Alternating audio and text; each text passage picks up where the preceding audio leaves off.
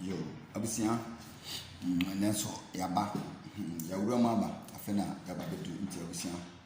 mechia Ghana penifo nyina na ende message no de ye di kan no mechia me papa Mr. Klaus, papa mechia ba bibia wo bia oni abusia fo nyina power family ne power GH mechia obibia anope abusia ende message no ya libre se me pato on sakan ya wo so na enkop viral na ye mampani nti bi hwe abusia hwe coronavirus no nsemsema edi aba no wahu eye nsem bebre na mesrɛ mo hwe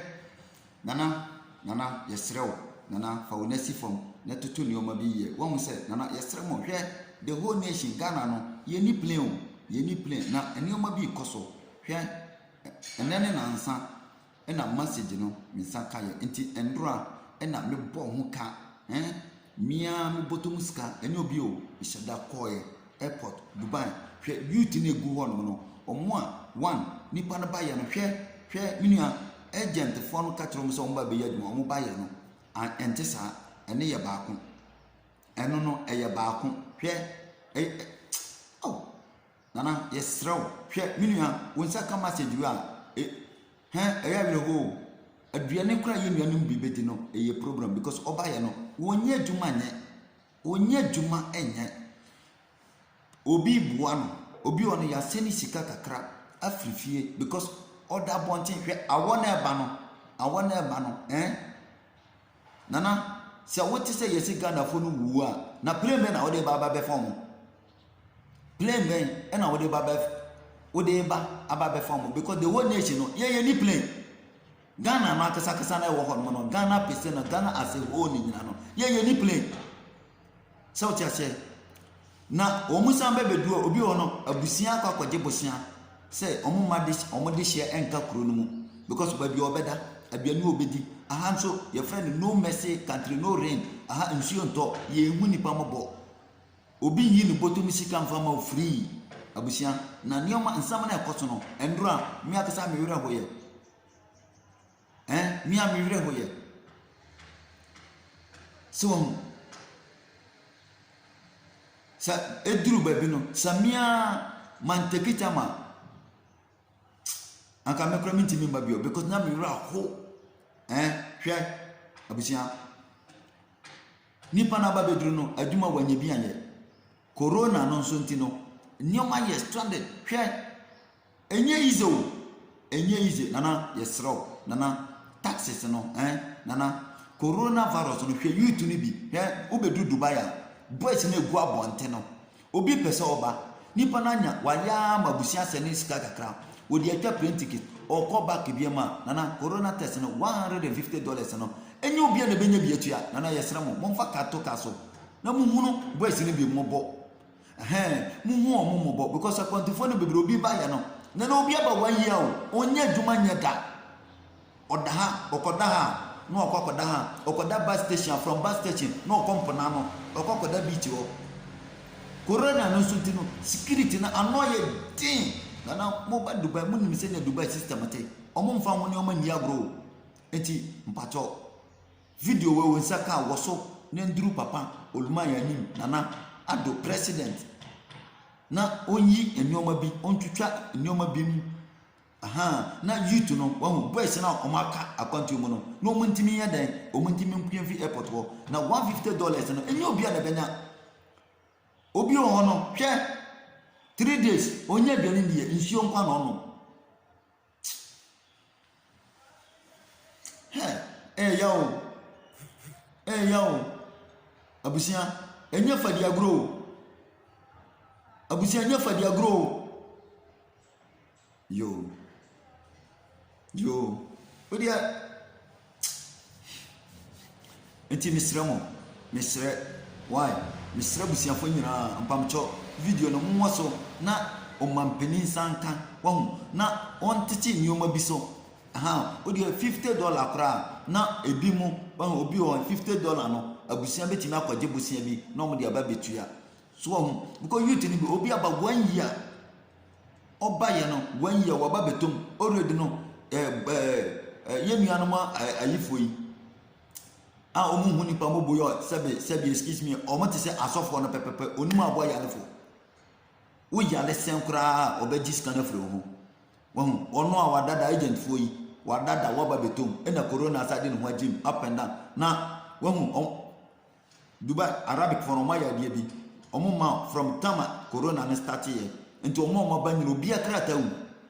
akrata wu but omo ma up to December na December 2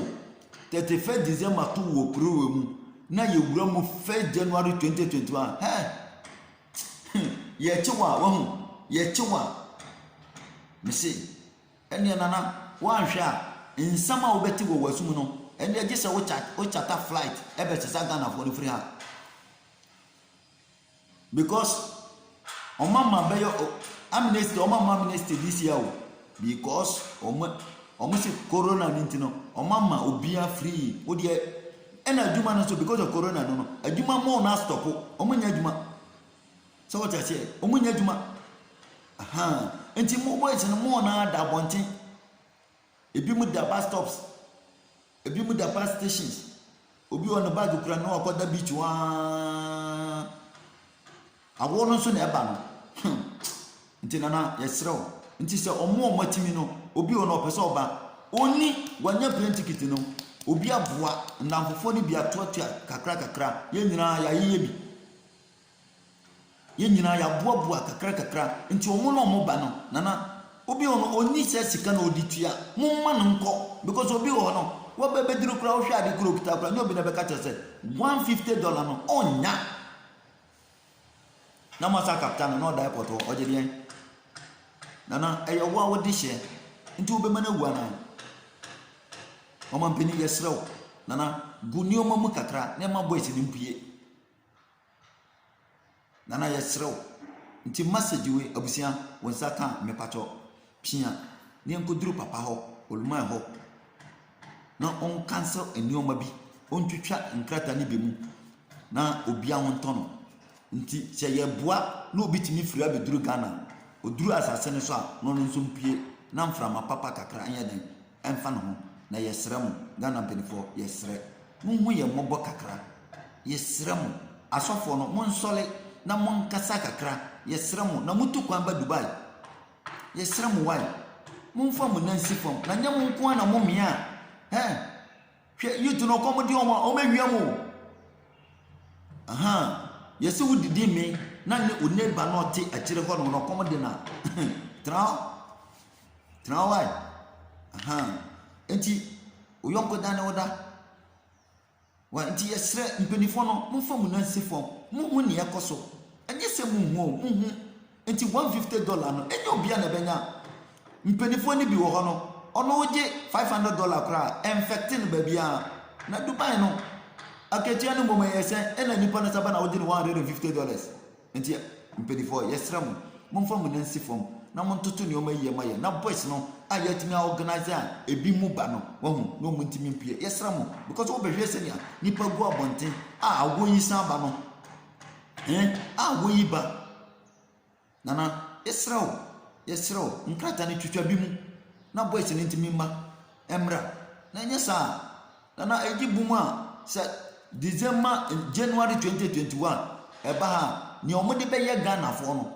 enye Ghana fo nko an because wa wo de hye wo mu bia no wa nana plane na eni bi na ne wo di plane na de ba